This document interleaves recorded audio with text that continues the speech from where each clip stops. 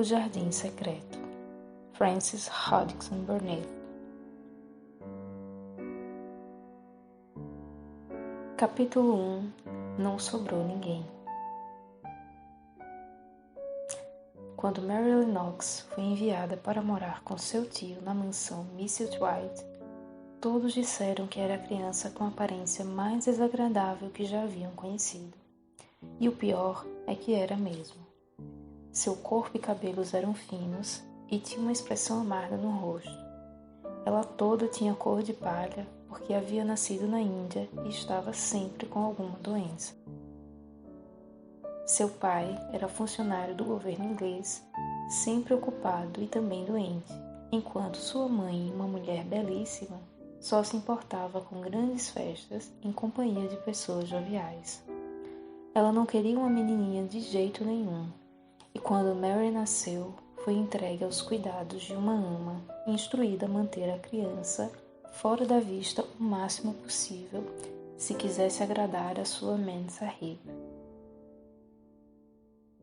Assim, enquanto Mary estava uma bebezinha doente, nervosa e feia, foi mantida afastada dos pais, e quando se tornou uma criancinha doente, nervosa e feia aprendendo a andar, continuou afastada. Suas únicas lembranças de infância eram os rostos morenos de sua ama e dos outros empregados nativos, e como sempre obedeciam e a deixavam fazer o que bem quisesse. Afinal, Mem Sahib ficaria irritada caso fosse perturbada com seu choro. Quando fez 6 anos, já havia se tornado a pestinha mais mandona e egoísta que já se vira. A jovem tutora inglesa que veio ensiná-la a ler e a escrever a odiou tanto que desistiu do emprego em 3 meses. E quando outras tutoras vinham para ocupar seu lugar, cada uma ia embora mais rápido que a última. Por isso, se a própria Mary não tivesse decidido que realmente queria saber como é que se lia os livros, nunca teria aprendido a ler. Numa manhã extremamente quente, quando já tinha quase 9 anos, ela acordou sentindo-se muito indisposta e ficou ainda mais indisposta quando viu que a empregada ao seu lado na cama não era sua ama. "Quem mandou você?", perguntou a desconhecida. "Não quero você aqui. Vá chamar a minha ama." A mulher ficou aterrorizada, mas se atreve a balbuciar que a ama não poderia vir. E quando Mary foi tomada por um acesso de raiva e a bateu e a chutou, a mulher ficou ainda mais aterrorizada, repetindo que não seria possível que a ama viesse atender Mrs. Sahib. Havia algo de misterioso no ar daquela manhã. Nada estava sendo feito como de costume, e vários dos empregados pareciam ter faltado. E mesmo aqueles que Mary encontrava pareciam fugir ou se apressar com seus rostos pálidos e assustados. Ninguém queria contar nada a ela e a ama não aparecia. Na verdade, se viu sozinha conforme a manhã foi passando e finalmente saiu para o jardim para brincar debaixo de uma árvore perto da varanda. Fingiu que fazia um canteiro de flores e espetou grandes brotos vermelhos de hibisco em montinhos de terra. Cada vez mais irritada, murmurava sozinha sobre o que pretendia falar e os nomes com que xingaria Sally quando ela voltasse. "Porca, porca, sua filha de uma porca", repetia, porque chamar o nativo de porco é o pior insulto de todos. Ela rangia os dentes repetindo essas palavras sem parar, quando ouviu sua mãe na varanda com outra pessoa. Estava acompanhada de um belo jovem e ficaram ali, sussurrando com vozes estranhas. Mary conhecia o rapaz que parecia um menino. Ela ouvira dizer que era um oficial muito jovem, recém-chegado da Inglaterra. A menina olhou para ele, mas olhava mais para sua mãe. Sempre fazia isso quando tinha chance de vê-la, porque Mem Sahib, Mary costumava chamá-la assim, mais do que de qualquer outro nome, era muito alta, magra e linda, e sempre vestia roupas encantadoras. Seus cabelos eram como seda desenrolada. Tinha um narizinho delicado que parecia desenhar das coisas e olhos grandes e iluminados. Todas as suas roupas eram finas e esvoaçantes, e Mary dizia que eram enlaçadas. Naquela manhã, mais do que em qualquer outra, suas roupas pareciam ainda mais cheias de laços, mas seus olhos não estavam nada sorridentes. Estavam saltados, arregalados e aterrorizados, e imploravam ao jovem oficial. Mas é muito ruim? Me diga. Mary olhou sua mãe ao ouvi-la dizer. Terrível, respondeu o jovem com a voz trêmula. Terrível, Sra. Lennox. Vocês deveriam ter ido para as colinas há 2 semanas. Mensahib apertou as mãos. Ah, eu sei que devíamos, exclamou.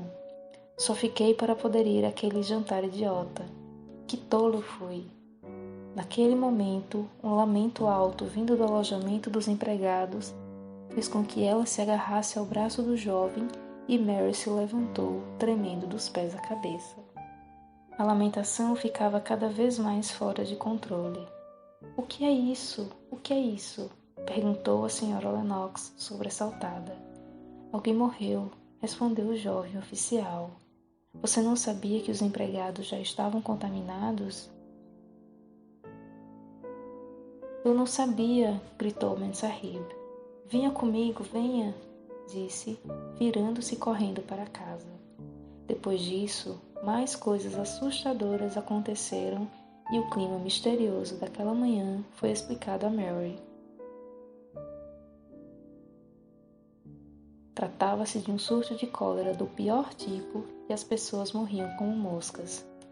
A ama caíra de cama à noite e os lamentos vindos das cabanas dos empregados anunciavam a sua morte. Antes do dia seguinte, outros 3 empregados morreriam e outros fugiriam, aterrorizados. O pânico estava por todos os lados e havia cadáveres em todas as casas. Durante a confusão e o completo espanto do segundo dia, Mary se escondeu em seu quarto e foi esquecida por todos.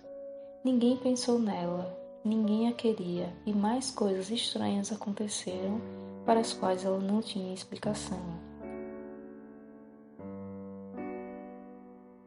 Mary alternava entre chorar e dormir por horas a fio.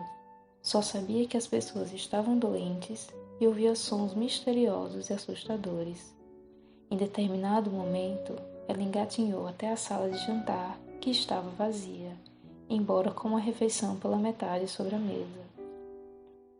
As cadeiras estavam afastadas e os pratos pareciam ter sido empurrados para o centro da mesa, como se as pessoas tivessem fugido dali no meio da refeição. A criança comeu algumas frutas e biscoitos e, com sede, bebeu um copo de vinho quase cheio. Era um vinho doce e, sem que ela soubesse, muito forte. Em pouco tempo, sentiu-se muito zonza e voltou para o quarto, trancando-se outra vez, assustada com os gritos vindos das cabanas e pelo som de passos apressados. O vinho a deixou tão sonolenta que mal podia manter os olhos abertos. Deitou-se em sua cama e ficou alheia a tudo por um bom tempo. Muitas coisas aconteceram durante as horas em que dormiu tão profundamente. Nem os lamentos e nem o som de coisas sendo carregadas para fora dos bangalôs a perturbaram. Quando acordou, continuou deitada, olhando para o teto. A casa estava em completo silêncio. Nunca havia ficado assim antes. Não se ouvia mais nem as vozes, nem os passos. E Mary se perguntou se todos já haviam se curado da cólera, se o problema estava resolvido.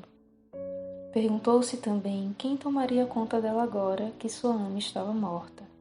Uma nova ama viria que talvez soubesse algumas histórias novas.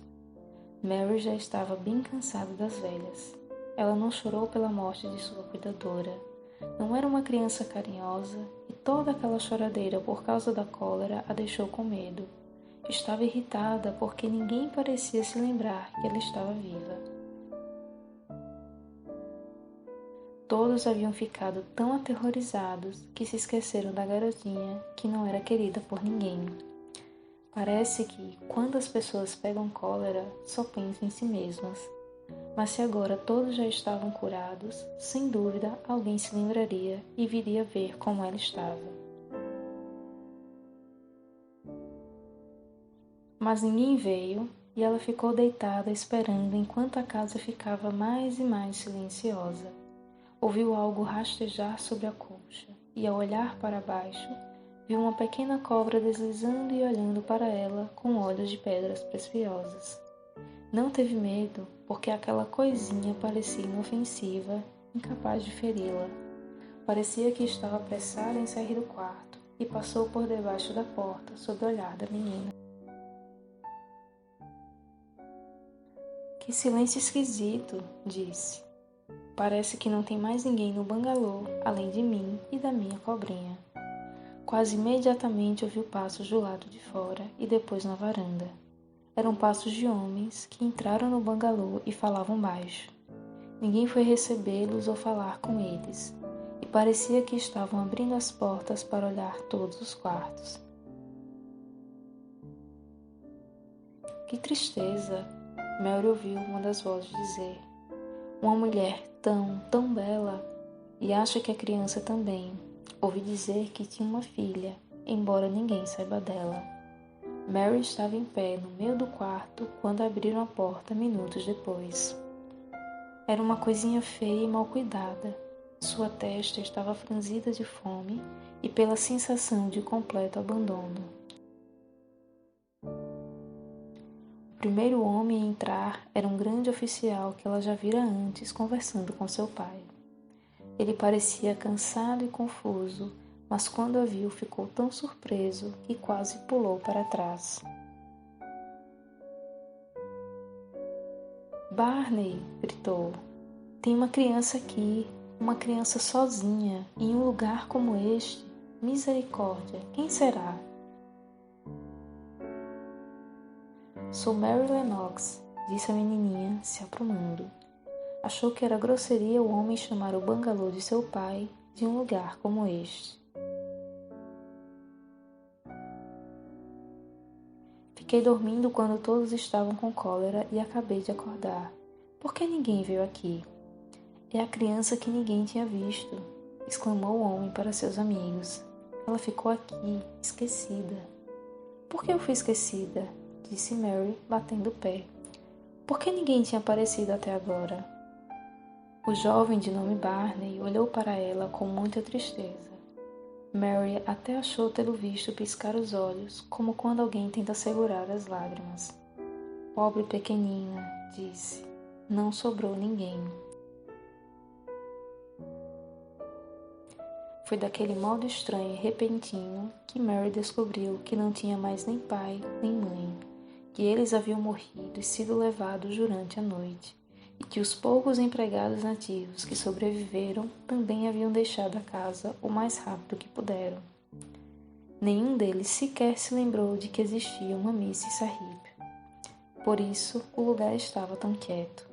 E era mesmo verdade que não havia ninguém mais no bangalô, além dela e da cobrinha rastejante.